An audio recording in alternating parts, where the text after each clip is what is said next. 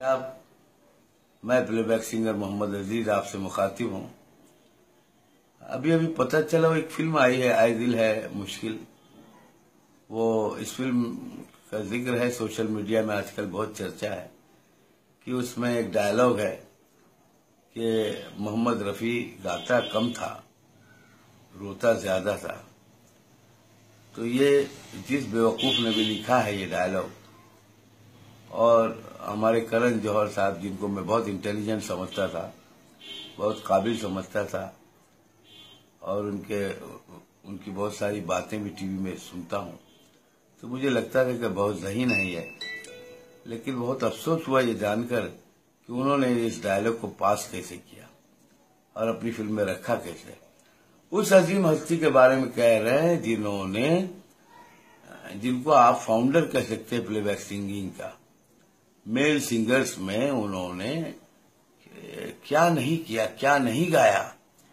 चाहे वो हम काले हैं तो क्या हुआ दिल वाले, चाहे कोई मुझे जंगली कहे, चाहे वो ये चांद सा रोशन चेहरा ये क्या रोते रोते गाया था। मेरे भाई, कोई भी बात करो जरा सोच समझ कर।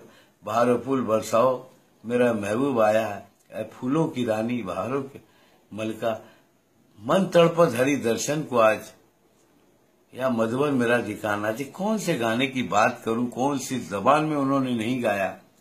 26,000 से ज्यादा गाने गाए हैं और कोई किसी गाने पे आप उंगली नहीं उठा सकते जिनके बारे में लता जी ने कहा कि मैं गर्व के साथ कहती हूँ कि मैंने रफी साहब के साथ सबसे ज्यादा गाने गाए। मुझे आशा जी ने खुद कहा कि रफी साहब की आवाज बहुत अच्छी है। किशोर दा ने भी मेरे सामने कहा कि रफी साहब बहुत अच्छे सिंगर थे। मन्ना डे साहब का तो वो तो थकते ही नहीं थे रफी साहब की तारीफ करते करते, जिंदगी भर उन्होंने तारीफ की। अरे करण जौहर साहब, आपके पिताजी की पिक्चर में मैंने गाना गाया था, आपको याद होगा, मुकद्दर का फैसला में किशोर दा के साथ डुएट गाना गाया था। तो मैं मिला हूं आपके डैडी से। वो इतने सुलझे हुए, इतने समझदार इंसान, कम बातें करने वाले लेकिन सोच समझ कर बातें करते थे, और मोहम्मद रफी साहब के जेन्युइन भक्त थे। और आप पढ़े लिखे आदमी हर वक्त सूट में रहते हैं ना, क्या डिग्निटी बताते हैं, आप अपनी पर्सनैलिटी दिखाते हैं। आपको भी तमीज नहीं है कि कहाँ क्या कहना है। आपने एक दो नहीं करोड़ों चाहने वालों का दिल दुखाया है। मैं वादा करता हूं, हालांकि मुझे पता है मैं आपकी पिक्चर नहीं देखूंगा एक आदमी, तो आपका कुछ नहीं जाएगा, लेकिन ये मेरा वादा है कि अब मैं करण जौहर की कोई भी फिल्म नहीं देखूंगा। मुझे बहुत दुख हुआ, बहुत तकलीफ हुई और बहुत नाराज हूं मैं, और नाराज रहूंगा। इतना घटिया डायलॉग किसके बारे में कह रहे हो? अरे उनके हजारों लाखों चाहने वाले लोग गाना गाते हैं रफी साहब के लिए, उनकी पूजा होती पूरी दुनिया में। आप तो शूटिंग के लिए बाहर जाते हैं ना, हम लोग शोज करते हैं, पूरी दुनिया में घूमते हैं। जहां जाते हैं लोग बाकायदा तस्वीर लगाकर, भगवानों के बीच में तस्वीर लगाकर बाकायदा उनकी पूजा करते हैं।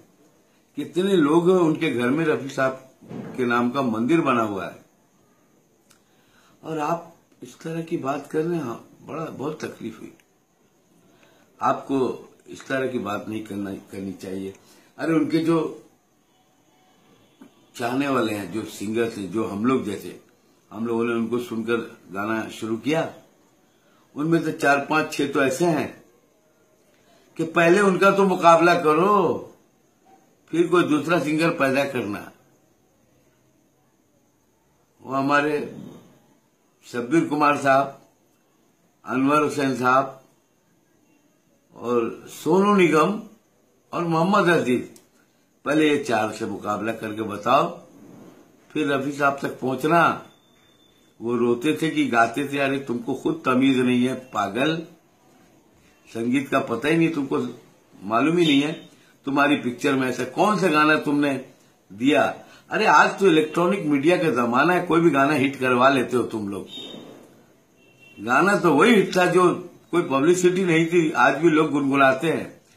तुम जिन रियलिटी शोज में जाकर जज बनते हो ना, उसमें भी पुराने गाने ही चलते हैं। वही लता जी के, वही रफी साहब के, वही किशोर दा के, वही मुकेश जी के, वही मन्ना दा के। तुम लोग यार घास छीन ले हो, घास। फिल्में बनाते हो ना 100 करोड़ की, गाना अच्छा नहीं होता है। पहले संगीत के बारे में जानकारी लो, फिर बात करो। और कान पकड़ो, घर में बैठ के उठक बैठक करो और मीडिया के सामने आकर माफी मांगो कि हमारे राइटर से गलती हुई है, मुझसे गलती हुई है। चलो हटो यार, जाओ, तुमसे क्या बात करना।